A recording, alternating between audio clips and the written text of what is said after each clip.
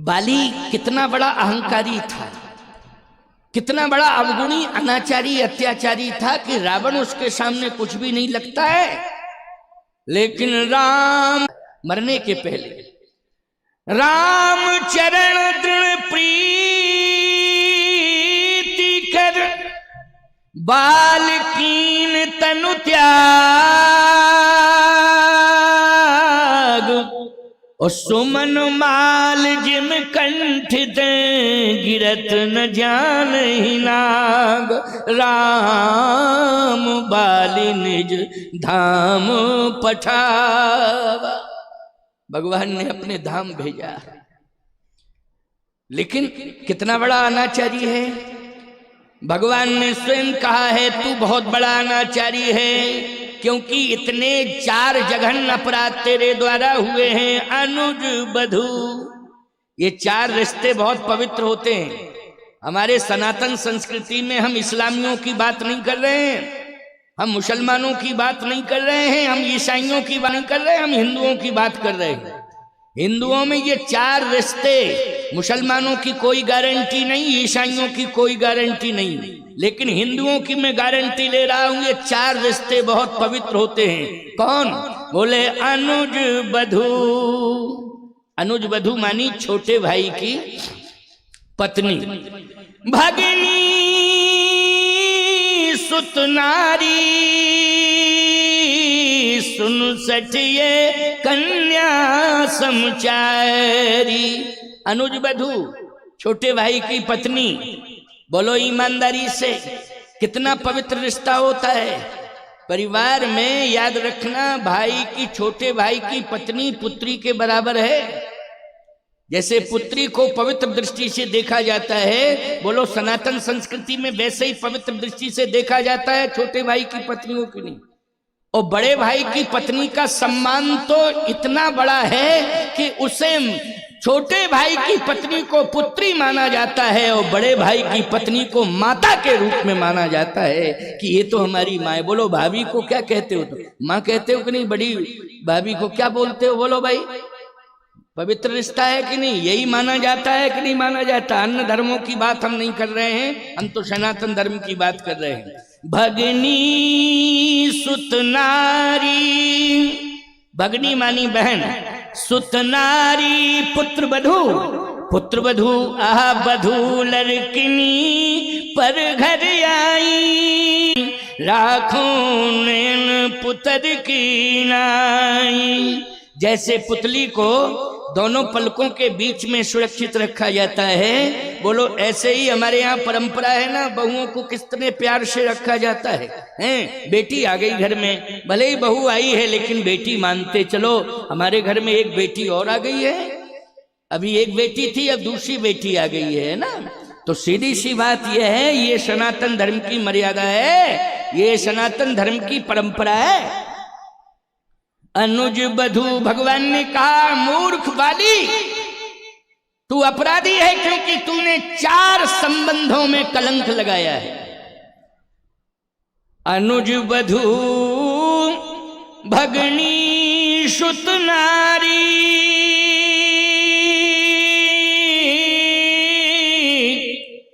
सुन सठी कन्या समचारी,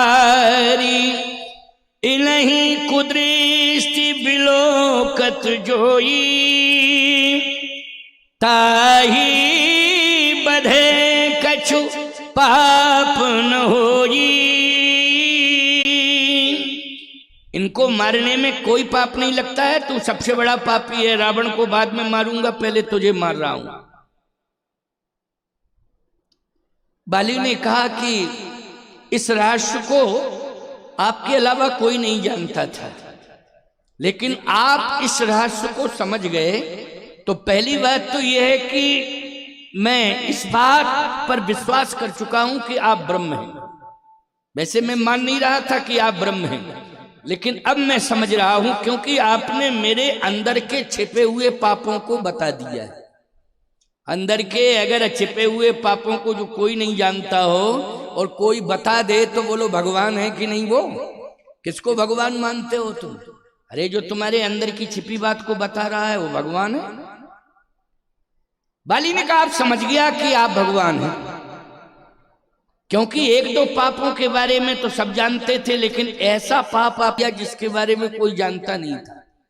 देखो ये सब जानते थे कि सुग्रीव की पत्नी रोमा को, सुग्रीव की पत्नी का नाम है रोमा, सुग्रीव की पत्नी रोमा को छीन लिया था उसने, ये तो सब जानते हैं, रामायण पढ़ते हो सब जानते हो। क्या पाप किया बता दो कोई। कभी सुना होगा तो मेरे प्रवचन में सुना होगा आपने, क्योंकि मेरे ऑडियो वीडियो बहुत चलते रहते हैं ना, है ना, मोबाइल में तो बहुत प्रवचन पड़े हुए हैं। हो सकता है कि इस प्रसंग को मैंने कहीं कहा होगा तो सुना होगा आपने, लेकिन सत्य तो यह है कि बहुत कम लोग जानते हैं कि बहन कौन है, और आखिर बहन कौन है तो ये बहन के साथ अपराध क्या हुआ। सुत नारी, सुत नारी तो यह है कि पुत्र की पत्नी, पुत्र वधू जिसको कहते हैं। क्यों भाई, पुत्र वधू को सुत ना, तो सब समझ जाएंगे कि सुत मानी तो पुत्र अंगद है, तो अंगद की पत्नी। चलो भाई, दो के बारे में लोग समझ सकते हैं कि राक्षस हैं, राक्षसों की दृष्टि कब कुदृष्टि में बदल जाए ये कहा नहीं जा सकता। सुन, वधू हो चाहे पुत्र वधू हो, अगर कोई राक्षस है जिसके अंदर कुसंस्कार हैं, जिसके अंदर अनाचार अत्याचार करने की प्रवृत्ति है, वो न अनुज वधू को पवित्र दृष्टि से देखता है, न पुत्र वधू को पवित्र दृष्टि से देखता है, क्योंकि उसके गलत संस्कार उसे विवश करते हैं, विवश करते हैं। इसलिए कुसंस्कार न आने पावे, सत्संग आवश्यक है। सत्संग ही दूर कर सकता है और कोई उपाय नहीं है। लाठी डंडे से किसी का कुसंस्कार दूर नहीं किया जा सकता है। बोलो किया जा सकता है? अच्छा एक बात बताओ, बर्तन गंदा हो गया तो लाठियां मारते रहो उसके ऊपर, गंदगी हटेगी उसकी? जब तक बढ़िया अच्छा एक माजने वाला, साफ करने वाला, उसको गूंजा कहते हैं, या तुम्हारे यहाँ क्या कहते हैं? गूंजा, गूंजा कहते हैं। कहीं कहीं उसको ब्रश कहते हैं, ब्रश। अंग्रेजी में क्या कहते हैं उसको? ब्रश कहते हैं, है नहीं? अंग्रेजी में उसको ब्रश कहते हैं। अच्छा है, बॉस किसको कहते हैं अंग्रेजी में? ब्रश तो साफ करने वाले को कहते हैं, और बॉस किसे कहते हैं? जो सबकी जेबें साफ कर दे, वो आजकल बॉस है। समझ गए हो कि नहीं? तो ब्रश क्या करता है? बोले साफ करता है बर्तन की गंदगी को, रगड़ता है ऐसे। बोलो करता है कि नहीं? रगड़ता है। लाठी डंडे से साफ हो पाएगा क्या? मारते रहो लाठी डंडे, लेकिन जब तक ब्रश का प्रयोग नहीं करोगे तब तक वो गंदगी साफ नहीं हो सकती है, याद रखना। ऐसे ही मैं आपसे एक बात कहना चाहता हूं, लाठी डंडे का प्रयोग करने से कुसंग समाप्त नहीं हो सकता है। चाहे जितनी कोशिश कर लेना, लाठी डंडे का प्रयोग करने से कभी भी कुसंग दूर नहीं हो सकता है। कुसंग को दूर करना है तो सत्संग के मंजन की आवश्यकता है। जब तक सत्संग का मंजन नहीं होगा तब तक कुसंग दूर होने वाला नहीं है। इसलिए सत्संग के मंजन की आवश्यकता है, तभी कुसंग दूर होगा। आज आप लोग सत्संग से पूरे परिवार को जोड़े हो, बच्चे भी हम देख रहे हैं यहाँ कथा सुनने में रुचि दिखा रहे हैं, तो ये सत्संग से आपने जोड़ा है। ये बहुत बड़ी उपलब्धि है, बहुत बड़ी उपलब्धि है। तो आज भगवान ने कहा कि तूने तो 4 संबंधों को कलंकित किया है। तो बाली ने कहा कि हाँ किया है। एक और है, कौन? आप नहीं जानते हो? कन्या। ये भागवत में कथा आती है, राजा बलि की कन्या है रथ, कन्या पुत्री। कन्या उसको कहते हैं जिसकी आयु जो है 9 वर्ष तक, 10 वर्ष तक की आयु कन्या होती है। इसके बाद आयु बढ़ती है तो वो कुमारी होती है, और इसके बाद जब विवाह हो जाता है तो वो नारी हो जाती है, और जब वंश वृद्धि हो जाती है, संतान को जन्म दे देती तो महतारी हो जाती है वो। क्यों भाई? इसी सिस्टम से हमारे यहाँ संबंध चलते हैं कि नहीं? लेकिन पहले कौन है वो? जल्दी बोलो। कन्या। पहला दर्शन उसका होता है 10 वर्ष की अवस्था तक। बोलो किस रूप में होता है? बोलो कन्या के रूप है। उसमें कन्या भोजन में आयु का बहुत ध्यान रखा करो विशेष। कन्या भोजन में जाति का ध्यान नहीं रखना है, लेकिन आयु का ध्यान रखना है। इस बात को सुन लो, कन्या भोजन में जाति पर विचार नहीं करना है, लेकिन आयु पर विचार करना है। 10 वर्ष तक की अवस्था है तो कन्या है, कन्या भोजन में उन्हीं कन्याओं का निमंत्रण करना चाहिए। वैसे भाई भंडारा हो, सामूहिक हो, सब पाए अलग बात है, लेकिन कन्या पूजन आपको करना है तो कन्या पूजन में। अच्छा भैया, गौ पूजन करना है तो जितने दूध देने वाले जानवर हैं सबका पूजन करोगे तुम क्या?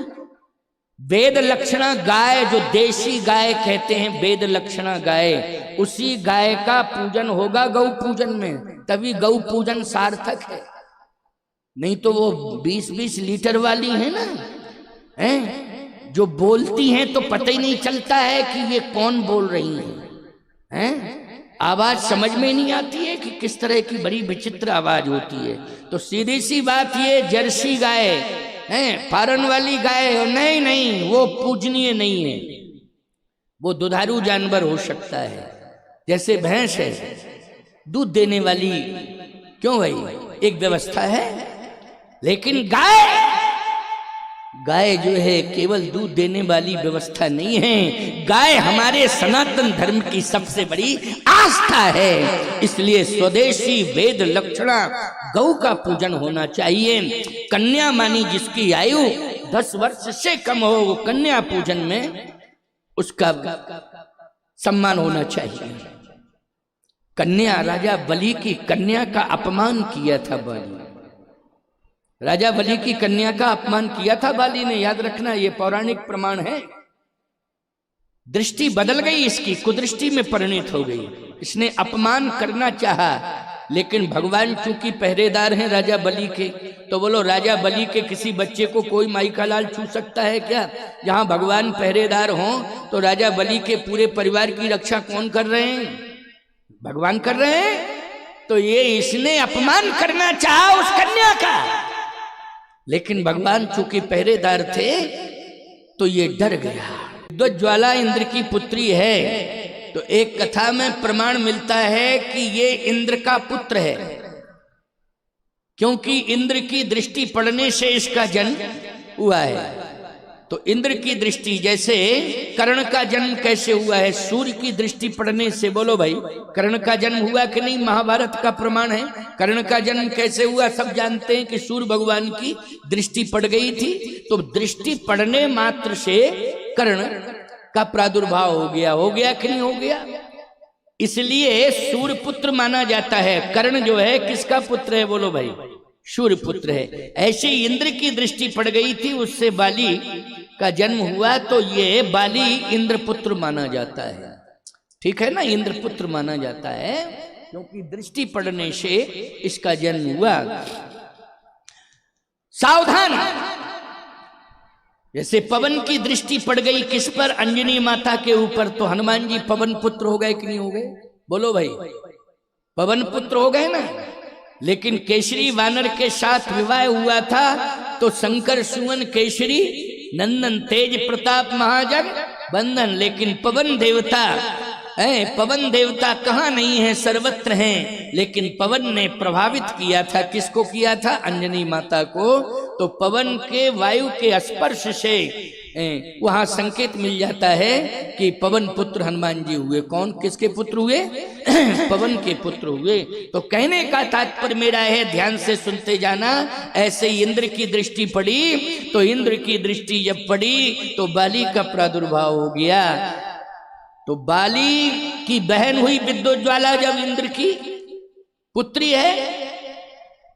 इंद्र वज्र लेकर के दौड़ा था बाली के पीछे।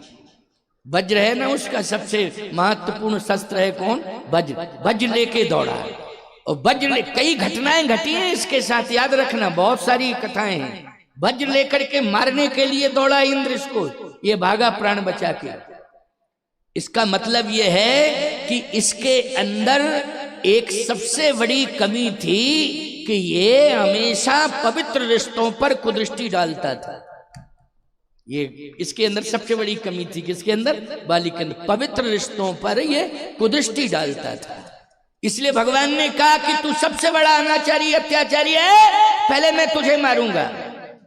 अनुज वधू भगनी सुत नारी,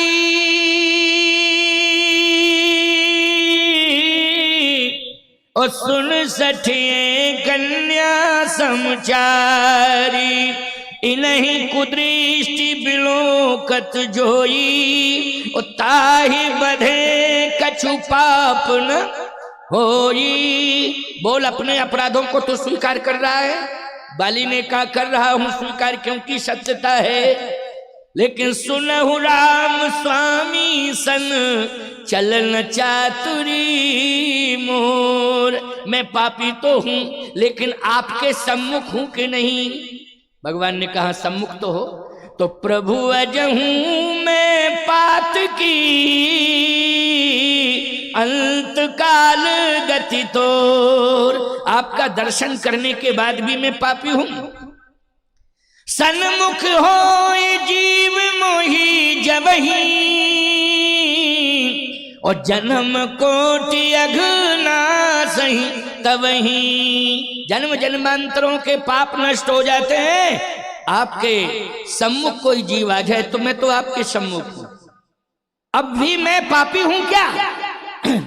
और यदि पापी हूं तो आप संविधान को बदल दीजिए, परिवर्तन करिए संविधान में कि सन्मुख होए जीव मोहि जबहि, तो जन्म कोटि अघनासहि तबहि। परिवर्तन करिए, संविधान को बदलिए। भगवान ने कहा संविधान तो नहीं बदल सकता हूं, तो फिर मुझे आप सजा देंगे क्या? मैं अभी भी पापी हूं। भगवान ने कहा सजा तो दूंगा, तो फिर संविधान बदलना पड़ेगा। भगवान ने कहा कि अगर इस प्रकार से अर्थ कर दिया जाए समाज में कि पाप करो और मंदिर चले जाओ, दर्शन करो, पाप मुक्त, और फिर आके पाप करो, फिर दर्शन करो, फिर पाप करो, फिर दर्शन करो, क्योंकि सन्मुख होए जीव मोहि जबहि, तो जन्म कोटि अघनासहि तबहि। भगवान ने कहा इसका ये अर्थ नहीं है, दुनिया वाले भी सुन ले और तू भी सुन ले। इसका अर्थ यह है कि जो जीव पाप करता है, और एक पाप नहीं हजारों पाप जिससे हो गए, अगर वो मेरी शरण में आ गया और उसने अपने पापों को स्वीकार कर लिया कि मैंने पाप किए, और फिर वो मुझे वचन दे कि अब मैं कभी पाप नहीं करूंगा, अब मैं पापों को कभी दोहराऊंगा नहीं, पुनरावृत्ति नहीं करूंगा, भगवान कहते हैं ऐसे जीव को मैं क्षमा कर देता हूं और उसे स्वीकार करके हृदय से लगा लेता हूं। लेकिन उसे यह संकल्प लेना पड़ेगा कि आज के बाद मैं पाप नहीं करूंगा। तो तू भी मुझे वचन दे कि आज के बाद तू पाप नहीं करेगा, और मरने के बाद जिस योनि में जाए उसमें भी पाप नहीं करेगा। बहुत बड़ी शर्त है, ऐसे थोड़ी के सन्मुख है जीव में जब जन्म को टकना दर्शन कर लिया मुक्त हो गए। रामायण में लिखा, पढ़ो रामायण। अर्थ जानते नहीं हो, बातें बहुत करते हो। जिस मरने के बाद भी चाहे जिस योनि में जाओ तुम पाप नहीं करोगे। केवल कर्मों की सजा भोगते रहना, लेकिन पलटवार नहीं करना। समझ गए हो कि नहीं? पलटवार नहीं करना प्यारी। एक बात आपको बतावें, जंगलों में शेर बहुत रहते थे। पहले की बात बता रहा हूं, बहुत शेर रहते थे। लेकिन कुछ प्रमाण ऐसे मिलते हैं कि वो शेर महात्माओं के पास जाते थे। हमारे अनसुईया आश्रम का प्रमाण है चित्रकूट का। अभी 40 साल पहले की बात बता रहा हूं मैं आपको, परमहंस जी महाराज के समय की बात है। शेर आके बैठ जाता था उनके धूने के सामने। उस समय सड़कें वड़कें कुछ नहीं थी, जंगल था। चित्रकूट में अनसुईया आश्रम, परमहंस आश्रम, आप लोग गए होंगे ना। चित्रकूट से 25 किलोमीटर 22 किलोमीटर दूर है। तो उस समय तो इतना मंदिर भी नहीं बना था, एक कुटी बनी थी, धूना लगा था परमहंस जी का, और जंगल था। तो वहां जल पीने के लिए आते थे शेर। तेंदु शेर आते थे, हिंसक जानवर आते थे, लेकिन शेर आते थे तो बैठ जाते थे, धुने के सामने बैठ जाते थे, कुछ ना कुछ टुकड़ा वो डाल देते थे परमहंस जी, ले खा खा खा। तो एक दिन एक चेला बैठा था, वो डर गया और उसके कपड़े गीले हो गए देख के। पहले ही दिन की भर्ती थी उसकी, क्योंकि शेर को देखा तो ये महात्मा है, साधु बनेंगे हम, तो बहुत अच्छे संत हैं। अब उनको क्या पता था कि शेर आता है रात में। तो जैसे ही गुरु जी परमहंस जी थे, अब वो सेवा कर रहा था। जैसे 2-4 शेर आए इकट्ठे, और जैसे शेर आए उन्होंने पंजा रखा ऐसा धूनी पर और सिर झुकाया और बैठ गए। तो चेला बोला तो कुछ नहीं, कपड़े उसके गीले हो गए। अब वो सो रहे थे परमहंस जी, ऐसे नेत्र बंद की, तो चेले ने थोड़ा जोर से दबाया कि आप बचो, हम को बचाओ। आंख खुली, क्या बात है? बोले महाराज भंडारा 13 दिन बाद कन्फर्म है, वो आपका नहीं है तो हमारा तो पक्की बात है। क्यों? मौत सामने है। परमहंस जी ने, आ गए हो? क्यों आ गए हो? रामदास तो ऐसे सिर हिलाता है, देखो इसका मतलब वो रामदास था, समझ रहे हो कि नहीं? रामदास आ गए, अच्छा घनश्याम दास तुम भी आ गए हो, तो ऐसे ऐसे सिर हिला रहे हैं। देखो भाई, बातें करते थे महात्माओं से शेर हैं। तो सीधी सी बात यह है कि जब संतों से बात करते थे तो हिंसा करने की प्रवृत्ति समाप्त हो गई कि नहीं हो गई? बोलो भाई, हिंसा करने की प्रवृत्ति समाप्त हो गई उनकी। वो तो कर्मों का फल भोग रहे हैं, उनको योनि मिली है, हिंसक योनि में पैदा वो हुए हैं, लेकिन वास्तव में हिंसा करने की प्रवृत्ति उनके अंदर नहीं है। सीधी सी बात यह है कि वो प्रायश्चित कर रहे हैं और अपने हिंसा की पुनरावृत्ति नहीं कर रहे हैं। प्यारे, यही भगवान का दिया हुआ वचन कि तुम्हें निश्चित रूप से हम पापों से मुक्त कर देंगे, तुम बस पुनरावृत्ति मत करना। और तुम्हें हम ऐसा श्रेष्ठ 84 लाख योनियों में एक ऐसी योनि उपलब्ध कराऊंगा, लेकिन कुछ समय के लिए तुम्हें कुछ योनियों में जाना पड़ेगा। तो बाली ने भी इसी भाषा को सुनकर के कहा है भगवान से, जहीं जौनी जन्महु कर्म बसते राम जी पद अनुराग। बोलो कहा है कि नहीं कहा है? बोलो, भाषा उसकी बदल गई कि नहीं बदल गई? जहीं जौनी जन्महु कर्म बसता है राम जी पद अनुराग। भगवान ने कहा कि शर्त है इसमें। बहुत बढ़िया बात बता रहा हूं, आज का प्रसंग जो है आ गया सामने, और आप लोग सुधीर जन हैं, अच्छे श्रोता हैं, बड़ी दूर दूर से सुन के आए, गाडरवाड़ा से बहुत लोग आए हैं, मेरा इंतजार करते रहे, वहाँ 1-2 घंटा बैठे हैं। और इधर आसपास के कई ग्रामों से, पिपरिया, बनखेड़ी, बहुत दूर और बहुत गांव हैं। एक बात बताओ, हम पटवारी तो है नहीं जो हम पूरा तुम्हारा लिस्ट निकालें कि कौन मौजा के हो, कहाँ के हो, कौन गांव के हो। देखो हम तो महात्मा हैं, इसलिए मत सोचना कि 2-4 गांव के नाम ले दिए, गाडरवाड़ा, बनखेड़ी, पिपरिया, छोटे छोटे गांव के महाराज ने नाम क्यों नहीं लिए? तो गांव का नाम ले रहा हूं, करपा। आपका महाराज हमारे गांव का नाम, तुम अपने गांव में बुलाओ तो तुम्हारे गांव का नाम लेंगे। क्यों भाई? करपा में आया हूं तो करपा याद रहेगा। बोलो आया याद रहेगा कि नहीं रहेगा? नहीं भूल पाऊंगा, लेकिन तुम्हारे गांव में जाऊंगा तो तुम्हारा भी गांव का नाम लूंगा, तुम्हारे गांव को भी नहीं भूल पाऊंगा। लेकिन बहुत दूर दूर से लोग आए हैं, पास पास के ग्राम के तो आए हैं, दूर दूर से लोग आए हैं कथा सुनने के लिए। इसलिए मैं मोक्ष पर बोल रहा हूं। 3 दिन का प्रवचन का मैंने जो सार तत्व निकाला वो मोक्ष, समझ गए हो कि नहीं? पहले दिन से ही मैं 3 दिन का समय दिया तो 2 का था, लेकिन एक तीसरा दिन भी मिल गया है, भगवानों को मिल जाता है ना, इसलिए मैं मोक्ष पर बोल रहा हूं। 3 दिन हो गए मुझे बोलते बोलते। मरण सुधारो, दशरथ मरण से लेकर के और जटायु मरण और आज बाली का मरण, वो 3 योनियां हैं। एक कौन? मानव योनि में दशरथ जी का जन्म हुआ है, बोलो हुआ है कि नहीं? और खग योनि में जटायु का जन्म हुआ है, और पशु योनि में बाली का। बानर किस योनि में माना जाता है? पशु योनि में। मैं पावर पशु कपि अति काम, स्पष्ट कहा है, इसलिए पशु योनि में। तो याद रखना प्यारे, कर्म की बात कर रहा हूं। मरण को सुधारो और कर्म अच्छा करो, अपने हाथों से कल्याण हो जाएगा। भगवान ने कहा कि तू अपराधी है, मैं तुझे मारूंगा।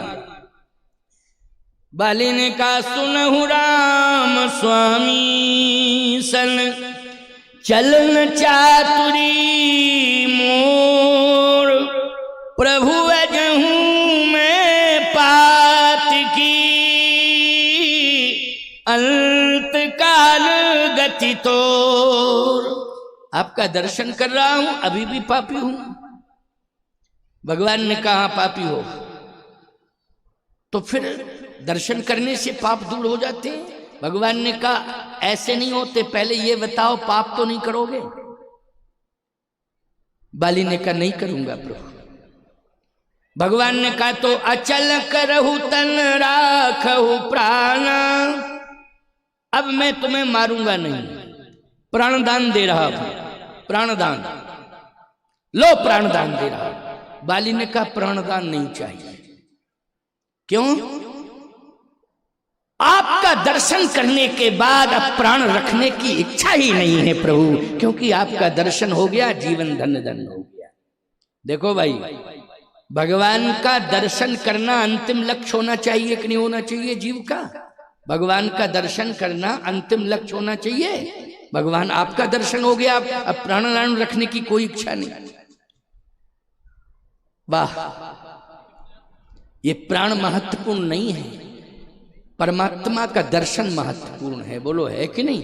परमात्मा का दर्शन महत्वपूर्ण है, ये प्राण महत्वपूर्ण नहीं है। प्राण बचाने के लिए लोग करोड़ों रुपया खर्च कर देते हैं, लेकिन फिर भी प्राण नहीं बचते हैं। और जो करोड़ों रुपया डॉक्टर लेता है, फिर अंत में यही कहता है कि प्रयास पूरा कर लिया, ऊपर वाला जाने। अब क्या जाने ऊपर वाला? क्यों भाई, लास्ट में यही कहता है ना, अब ऊपर वाला जाने, प्रयास मैंने पूरा कर लिया, ऊपर वाला। अरे जब ऊपर ही वाला जाने तो काय को डॉक्टर के चक्कर काटते फिर रहे हो? शुरू से ही इंतजाम कर लो, ऊपर वाले की शरण में आ जाओ। क्यों भाई, ऊपर वाले की शरण में आ जाओ तो कहीं भटकना नहीं पड़ेगा।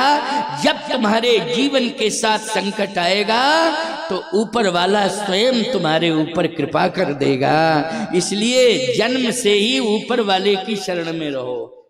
ऊपर वाले की शरण जन्म से। और जन्म के बारे में मैंने क्या बताया है कि हर बच्चे की जीवा पर क्या लिखना है? राम लिखना है। बच्चे का जन्म हो, आपकी ड्यूटी है ये, आप राम लिख दो बस। बच्चे की जबान कभी फिसलेगी नहीं, बच्चा कभी भ्रमित नहीं होगा, ये मैं दावे के साथ कह रहा हूं। कयाधु ने यही तो किया था, कथा सुनी थी और प्रहलाद का जन्म हुआ तो जिह्वा पर क्या लिख दिया उसने? राम। होश आया तो राम राम राम राम, बोलो प्रहलाद राम राम राम राम रटा। इसलिए ये विशेषता है, हिंदू हैं हम, लोगों को खुल करके सामने आना चाहिए और राम के नाम से कोई परहेज नहीं रखना चाहिए। हर बालक की जीवा, हर हिंदू सनातनी बालक की जीवा पर, चाहे बालिका हो चाहे बालक हो, जन्म के बाद तुरंत उसकी जीवा पर शहद से तुलसी की पतली शलाग जो मुलायम मुलायम होती है ना, उससे राम लिख देना। भगवान जिम्मेवारी लेंगे संभालने की, राम का नाम जिम्मेवारी लेगा संभालने की। इसलिए ये कार्य जरूर करना। तो बाली ने कहा प्राण नहीं रखना है। भगवान ने कहा क्यों? कहे आपके दर्शन के बाद अब मैं जिंदा नहीं रहना चाहता। भगवान ने कहा अच्छा एक बात बताओ, जाना ही चाहते हो तो मांग लो। क्योंकि जटायु से कहा था मांग लो, तो उन्होंने अविरल भक्ति मांगी थी। बोलो मांगी थी ना? जटायु ने कौन सी भक्ति मांगी? अविरल। आप भी मांग लो, जाना ही चाहते हो तो मांग लो। क्या चाहिए बोलो? क्या मांगा है? वाह। कहा प्रभु वैसे कुछ चाहिए नहीं, लेकिन अगर आप देना ही चाहते हो तो जो मैं मांगूंगा वो दोगे। अब सुग्रीव ने कान लगाए, कहीं ये ना कहने लगे कि हमारे बेटे को राज्य दे दो। सुग्रीव को ना दे करके मैं तो मर रहा हूं, मेरे बेटे को, उसका अधिकार भी बनता था अंगद का। क्यों भाई, अंगद का अधिकार बनता था कि नहीं? तो कान लगाए उसने, कहीं ऐसा ना हो कि हमारा टिकट कैंसिल ना हो जाए। आजकल नेता लोग कान लगाए, जिनको टिकट मिल गया उनके ऊपर भी तलवार लटकी को कैंसिल ना हो जाए टिकट। हाँ, बहुत से लोग, और जिनको नहीं मिला है वो आस लगाए हैं कि अब मिलेगा।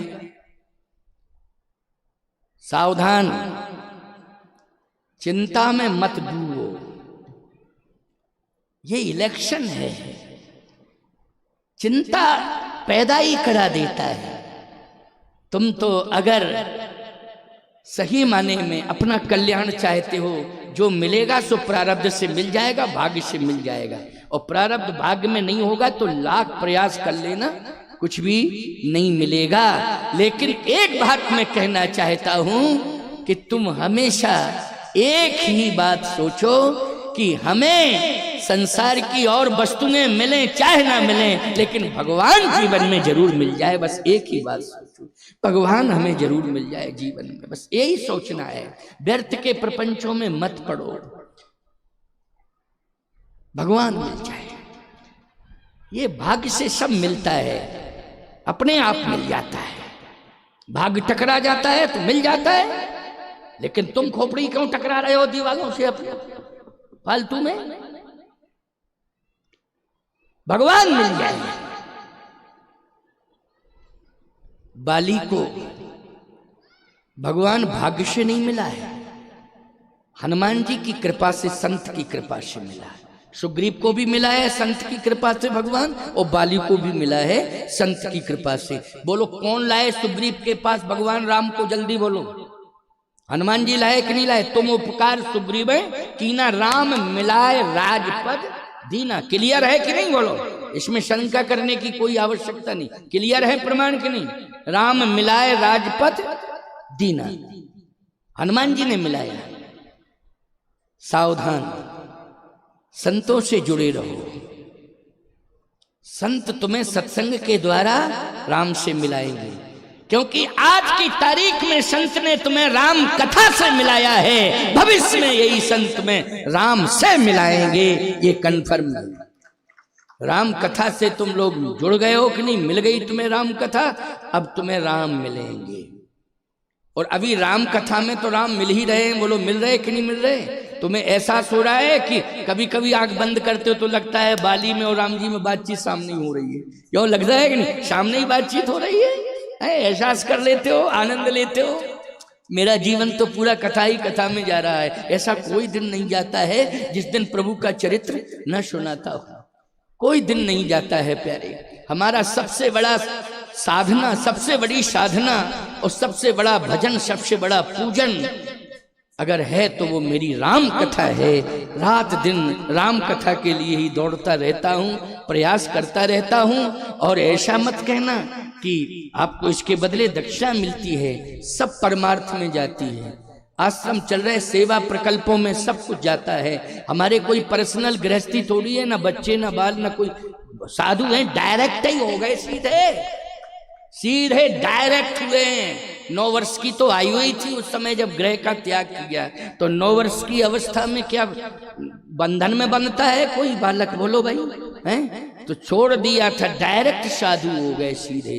तो जो कुछ भी है वो प्राण मेरी राम कथा है, और राम कथा से जो भी मिलता है वो आश्रमों की सेवा, गौ सेवा, संत सेवा, दीनहीनों की सेवा, पारमार्थिक प्रकल्पों में लगा देता हूं। इसलिए आपको बार बार ये कहा जाता है कि परमार्थिक प्रकल्पों से जुड़िए। आपका जो दिया हुआ, चाहे अन्नदान हो चाहे द्रव्यदान हो, सब सेवा में जाएगा। कामतानाथ आश्रम की सेवा में, जहां हजारों लोग नित्य प्रति भोजन कर रहे हैं, गौशालाएं चल रही हैं, भक्तों के साथ साथ दीन दुखियों को भी भोजन कराया जाता है। तो चैत्र में जो साधन आएगा कामतानाथ भगवान का, उसी साधन से आप अपनी अन्नदान की सेवा करना। लेकिन लिखा अभी देना, और अभी 2 दिन हैं, ऐसा नहीं है मैं अभी चला जाऊंगा, इसके बाद भी 2 दिन में। बीच बीच में सभी भक्तों से कहते रहना, जिनको लिखाना हो एक रजिस्टर में नोट कर लेना रजिस्टर में। और ये आपके गांव का बालक है, ये माधव और ये दिवाकर दास शास्त्री, ये दोनों ये आश्रम से जुड़ गए हैं, कामतानाथ से जुड़ गए हैं। देखो आपके गांव का बालक कितना परिवर्तन आया, क्या से क्या हो गया है, क्या था और क्या हो गया। इसलिए मैं कहता हूं कि भगवान का नाम ले कोई भगवान से जुड़ जाए तो बाली में परिवर्तन आ गया। बोलो आ गया कि नहीं आ गया है? बाली में कितना बड़ा परिवर्तन आया। भगवान के परिवर्तन होता है, अवश्य होता है। इसलिए जो भी अन्नदान लिखाएंगे, चैत्र वैशाख में वाहन आएगा और यहाँ से कामतानाथ के लिए, वो अन्नपूर्णा भंडार के लिए, अन्न क्षेत्र के लिए आपकी सेवा अन्न की जाएगी। और यहाँ जो भी लिखाएंगे उनके नाम और उनका मोबाइल नंबर अवश्य होना चाहिए। और आज लिखा दें और कल परसों भी 2 दिन चलेगा तो वहाँ ये व्यवस्था बनाए रखना, वो वहाँ पर किसी न किसी को बिठा देना। ये सब चित्रकूट धाम की सेवा के लिए हो रहा है, वहाँ लिखाते रहना, वहाँ नोट होता रहेगा आपका और समय पर जाएगा। अभी नहीं, अभी तो किसी के पास है नहीं। हम जानते हैं किसानों के पास कब आता, उसी समय संपर्क किया जाएगा। उस समय देने में सरलता रहती है, कोई कठिनाई नहीं रहती है, क्योंकि आता है तो भगवान के नाम पर जाता है। तो आइए, बाली ने कहा कि प्रभु जो मांगे सो दोगे। हाँ मांगो। कहा मैं मांग रहा हूं। हाँ। अब वाल्मीकि रामायण में वर्णन आता है, इस बात को ध्यान से सुनना। हाँ, और पूरी बात कान खोल करके सुन लेना। ऐसा नहीं कि बिना सुने चले गए, मरने के बाद भूत बने तो हमारी कोई जिम्मेवारी नहीं है। नहीं, क्या फायदा, मरने के बाद भूत प्रेत बन जाओ तो हमारी क्या रिस्पॉन्सिबिलिटी है। इसलिए बात को सुनोगे तो निश्चित है कि तुम्हारे मरण में ये बहुत बड़ा तरण के लिए सहयोगी बनेगी ये बात। और मरना तो हमको भी पड़ेगा, सबको पड़ेगा, कोई नहीं आया है सो जाएगा। राजा रंग फकीर कोई विमानन चढ़ चला, कोई बांधे जात जंजीर। जाना तो पड़ेगा ही प्यारे, रहना किसी को नहीं है, लेकिन मरण सुधार के जाना है। हाँ बताइए क्या कहना चाहते हो बाली? बाली ने कहा कि पूरी दुनिया में ये चर्चा हो गई है कि ये भाई का दुश्मन है। अच्छा, चर्चा तो हो गई है नहीं? क्यों? क्योंकि सुग्रीव लात मारी बाली ने और सकल भुवन में फिर बिहाला। ऐसी कोई जगह बची नहीं जहां ये गया ना हो पिट पिटू के। तो इसने सब जगह यही दास्तान सुनाई कि देखो यहाँ मारा, ये हड्डी तोड़ डाली, ये गर्दन मरोड़ डाली, सब जगह ये दुर्दशा कर डाली, मुझे बचाओ। तो लोगों ने कहा कि हम भी प्रभावित ना हो जाएं, भागो यहाँ से, जाओ। नहीं, यहाँ आ जाएगा तुम्हारे चक्कर में, यहाँ आएगा हम भी प्रभावित हो जाएंगे, इसलिए भागो भागो भागो। तो सकल भुवन में फिर बिहाला। सीधी सी बात यह कि सब जगह चर्चा कर दी सुग्रीव ने। तो बाली ने कहा कि पूरी जगह ये दुष्प्रचार हो गया कि मैं दुश्मन हूं, सुग्रीव का भाई का दुश्मन हूं। तो मैं दुश्मनी छोड़ करके नहीं जाना चाहता हूं। देखो ये भी एक लोक पक्ष में, लोक व्यवहार में बहुत महत्वपूर्ण बात है। हृदय से लगाने के चक्कर में ऐसा मसल देगा कि हम भी मरेंगे, वो भी मरेगा, दोनों मरेंगे। भगवान ने कहा क्यों? तू कितना बड़ा अज्ञानी है। जब मैं खड़ा हूं तू मर जाएगा, तो जिंदा करने की ताकत मुझ में है कि नहीं? जिंदा करने की ताकत है कि नहीं? मैं जिंदा कर दूंगा तुझे। सुग्रीव बोला जब रगड़ेगा तब तो कष्ट होगा, बाद में आप जिंदा करोगे अलग बात है। जब रगड़ेगा वो तो कष्ट नहीं होगा उस समय। भगवान ने कहा कि कितना बड़ा परिवर्तन आया, देखो कितने आंसू निकल रहे हैं और शरीर कांप रहा है उसका, और बार बार कह रहा है कि भाई हृदय से लग जाए, मेरी बात मानो। ठीक है आप कह रहे हो तो मैं जा रहा हूं। और जैसे ही सुग्रीव आगे बढ़ा तो लंबी लंबी भुजाएं थी बाली की, लंबी लंबी भुजाएं। तो कहता है आ मेरे भाई, अब तो मैं मर रहा हूं, लेकिन एक बार हृदय से मैंने तुझे दूर किया ना, हृदय से एक बार हृदय से लगा के ही मैं प्राण त्यागना चाहता हूं। बस पास में आया तो भुजाओं से भर लिया और हृदय से लगा लिया और कहता है मुझे क्षमा करना। मरने वाले व्यक्ति जो सज्जन होते वो यही कहते भैया जो भूल हो गई हो सो क्षमा करना, अब तो हम मर रहे हैं, जा रहे हैं, लेकिन हमारी गलतियों पर ध्यान नहीं देना। क्यों भाई? कुछ सज्जन लोग होते हैं जो इस भाषा का प्रयोग करते हैं। इसने भी इसमें सज्जनता आ गई, इसने कहा कि मुझे क्षमा करना, मुझसे भूलें तो हुई है, लेकिन आज मैं क्षमा मांग रहा हूं और पंपापुर के समस्त नागरिकों से कह रहा हूं कि मेरे मरने के बाद किसी भी प्रकार की बगावत मत करना। प्रभु राम ने जो निर्णय ले लिया है कि सुग्रीव को राजा बनाने का, तो सुग्रीव ही राजा रहेगा। देखो भाई ये भी तो मरने के पहले विरोध समाप्त करा दिया, संतुलन बना के मर रहा है कि नहीं मर रहा है? नहीं तो मर जाता हो, बगावत होती, सिंपैथी में अंगद का नाम आ जाता, तो बोलो युद्ध छिड़ जाता कि नहीं छिड़ जाता, ना जाने क्या क्या विडंबना होती। कहा कि सुनो कान खोल करके, प्रभु ने जो सोच लिया है मन में, संपत्ति सब रघुपति के आही, जो सोच लिया है वही होगा।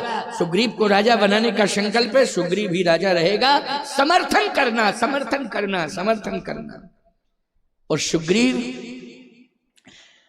मेरी गलतियों को तुम भुला देना, ये शब्द बोल रहा है। और भगवान से कहता है, प्रभु आज मैं अपने भाई को पाकर के धन्य धन्य हो गया हूं। अरे क्यों धन्य धन्य हो गए हो?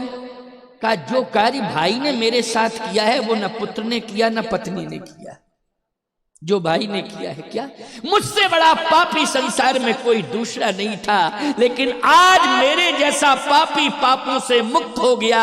अगर मेरे भाई सुग्रीव ने प्रभु राम को ना बुलाया होता तो बाली को दर्शन भी नहीं होता, और दर्शन नहीं होता तो पापों से मुक्ति भी नहीं मिलती। मुक्ति तो तेरे कारण मिल रही है। बोलो परिवर्तन आया कि नहीं आया? बोलो मरण संभाल लिया कि नहीं संभाल लिया? कान खोल करके सुनते जाओ, एक एक बात बहुत कीमती है ये। जब सोओगे तो स्वप्न में भी हमारी बातें याद आएंगी, भूल नहीं पाओगे। याद रखना कि कोई महात्मा आया था, वो हमको सुना के गया। समझ रहे हो कि नहीं? मैं कोई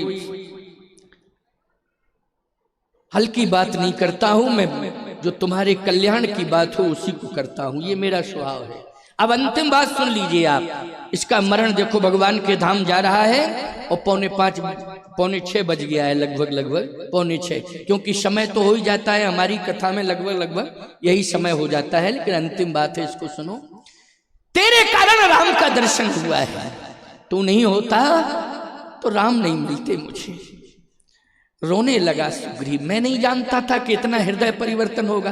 क्रूर हृदय के थे भैया, लेकिन इतना बड़ा परिवर्तन की करुणा आ गई। बोलो भाई, राम के दर्शन ने करुणा, क्रूरता में करुणा भर दी कि नहीं? राम कथा भी क्रूरता में करुणा भरती है। राम कथा सुनते उनमें करुणा आ जाती है, इसलिए राम कथा सुनना चाहिए। भगवान ने कहा और क्या चाहिए? कहा प्रभु और कुछ नहीं चाहिए। बोले नहीं, पुत्र के लिए कुछ मांगो। ये तो भाई के लिए, पुत्र के लिए मांगो, पुत्र के लिए मांगो। अंगद, मेरा हाथ पकड़, या अपना हाथ तू मुझे पकड़ा दे।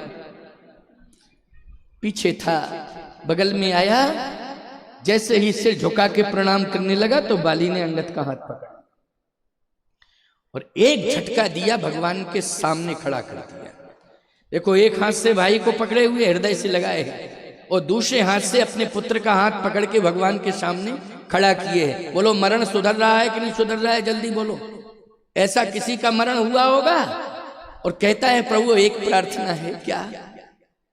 अवनाथ करी करुणा बिलोको, देव यही बर मांगी हो।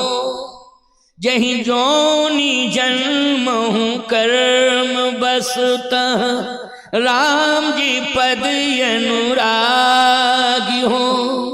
यह तनय मम सम विनय बल, कल्याण प्रद प्रभु लीजिए। गहिवाहि सुर नर नाहि आपन, दास अंगद कीजिए, दास अंगद कीजिए। ये मेरा पुत्र है, आप अपने चरणों का दास बना लीजिए। आपने मेरे भाई को मित्र बनाया है, लेकिन मेरे पुत्र को आप क्या बना लीजिए? दास, चरणों का दास बना लीजिए। अंगद, प्रभु राम के चरणों को छोड़ना नहीं, इनके चरणों से सदा तुम जुड़े रहना। बोलो संस्कार दे के मर रहा है कि नहीं मर रहा है? बोलो अपनी संतान को किससे जोड़ के मर रहा है? परमात्मा के चरणों से जोड़ के मर रहा है। प्रभु के हाथ में आज के लोग मरने के पहले संपत्ति पकड़ाते हैं हाथ में संतान को। बोलो रोजगार, व्यापार, संपत्ति, ये सब पकड़ा देते हैं पुत्र के हाथ में। लेकिन सार्थक संतान तभी होगी, संतान का जीवन सार्थक तभी होगा जब जिंदा जीते जी तुम अपनी संतान को भगवान से जोड़ देना प्यारे, भगवान के चरणों से जोड़ देना, तुम्हारा जीवन सार्थक हो जाएगा। राम चरण दृढ़ प्रीति करे, बाल कीन तनु त्याग। अब प्रश्न आ गया कि पत्नी को क्या दिया, तारा को क्या मिला? तारा सामने खड़ी थी, कहा रो मत, तुझे भगवान मिल गया कि नहीं? पति जा रहा है लेकिन जगतपति मिल गया है। अच्छा एक बात बताओ, दुर्भाग्य से अगर पति चला जाए तो किसके सहारे जीती है? जगतपति के सहारे। बोलो भाई, यही सबसे बड़ा सहारा है, इससे बड़ा और कोई सहारा नहीं होता है, याद रखना। जगतपति से बड़ा कोई सहारा नहीं है, जगतपति के चरणों में ही समर्पण करना चाहिए। और बाली ने यही कहा है कि पति तो तेरा जा रहा है लेकिन जगतपति